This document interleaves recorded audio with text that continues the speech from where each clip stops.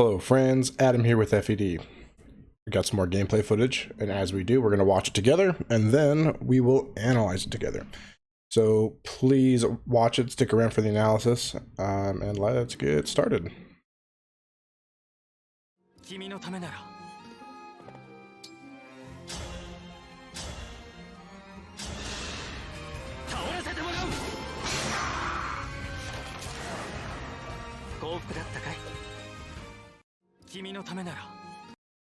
Alright.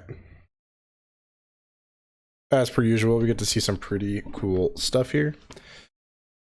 So let's go ahead and analyze this trailer or gameplay footage together. But before we do, please consider subscribing. Help us reach 25,000 subs. Be much appreciated. Trying to do it before the end of the year. Okay, so we actually have a lot of cool confirmed things right off the get-go here. We see Sigurd isn't just on another character. We've seen Sigurd like on the Mage Boy and stuff like that. But Sigurd is actually equipped to Lewis here, it would appear. It looks like a Lewis. And he is engaged with Lewis. See, he has like the white form. He has the number 2 by his name like we see with Martha and Celica. And it looks pretty like majestic looking. You know, it has like the blue wing design thing, except it looks vaguely similar to what Alfred's looks like actually in the direct trailer when he engages with Sigurd. So I wonder if engages are going to have kind of a generic look to them for every character. So meaning like Sigurd could engage with freaking Chloe, the Pegasus Knight, but maybe it'll still have the same general look that Lewis does have here, and that we also saw with Alfred in the trailer. We also see the number 2s by the engages. I feel like this is the first time we're seeing this. Maybe I'm wrong, but the number 2, I'm sure it indicates the amount of turns left on the engage. It might be something else. It might be the number of actions you have in this engage, how many battles you can do in this engage, something along those lines. But my guess would just be how many turns you have of engage left. Although battles would be a decent way to like balance it a little bit for enemy phase, so you can just like engage and then just go face tank for forever or whatever. I don't know. That's a thought. But that number 2 is definitely some sort of countdown, right? On the screen, we also see another tome enemy. The tome looks like it's gray. It looks like to be the same color as bows, which makes me think that bows and tomes are going to be like neutral against each other, but then fist or gauntlets type weapons are going to be effective against them both, and they're both going to be effective against gauntlets. Or I'm just seeing it incorrectly, and this enemy like I vaguely looks greenish around the tome color, but I imagine it would have been a little more pronounced and easy to see if it were supposed to be different. Because like if we look at Fromm's punch fist icon thing, and it looks very yellow, right? It's obviously yellow. So that just makes me think that they're going to be neutral to each other, and probably neutral to just about everything except for punching. All right, moving on.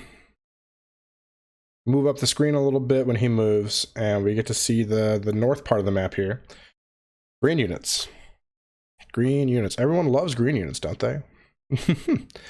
I don't think very many people do, but that's okay. I think they'll be fun to have around. I think they make for some interesting map objectives unless they act like complete fools, which I don't think they're going to here.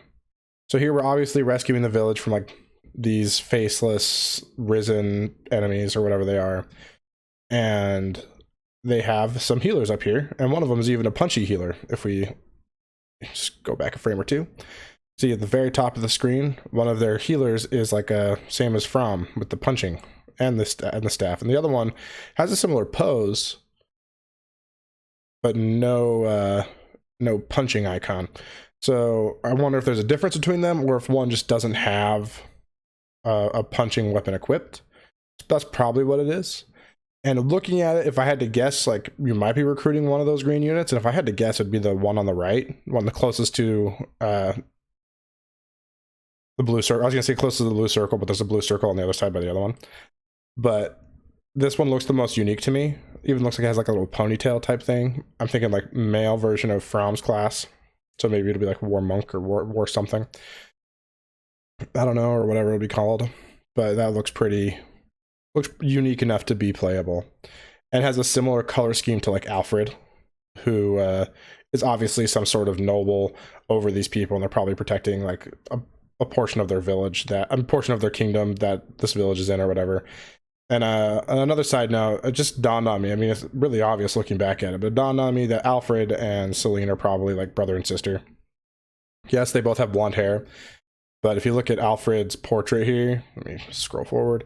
He has like the a little circlet on his around his forehead that has the like some flowers and stuff.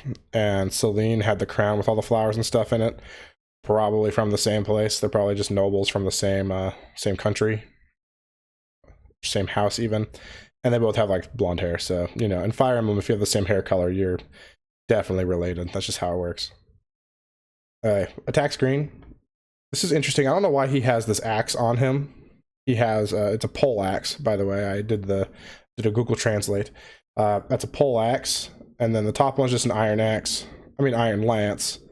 And then the second one here is actually, and it says hand spear when I translated it, but I assume it's just going to be a javelin. And the text at the bottom just says a normal spear, essentially, or a normal lance, because it's just an iron lance. Also, again, D rank. We haven't seen anything that's E rank, so I wonder if E rank just doesn't exist in this game. If it does, probably some pretty crappy weapons. But at this point, we haven't seen anything below D rank, I don't think. Correct me on that if I'm wrong. Into battle here. We see that he's going to break here.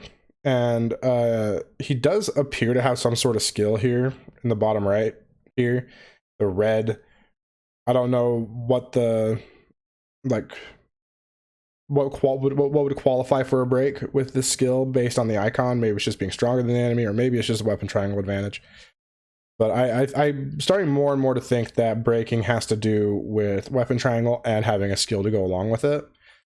He does have weapon triangle advantage here. Oddly enough, the enemy has 100 crit.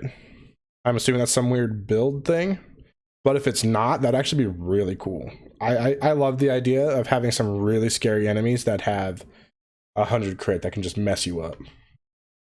Right, so you have to like play smartly around them. That could be really cool.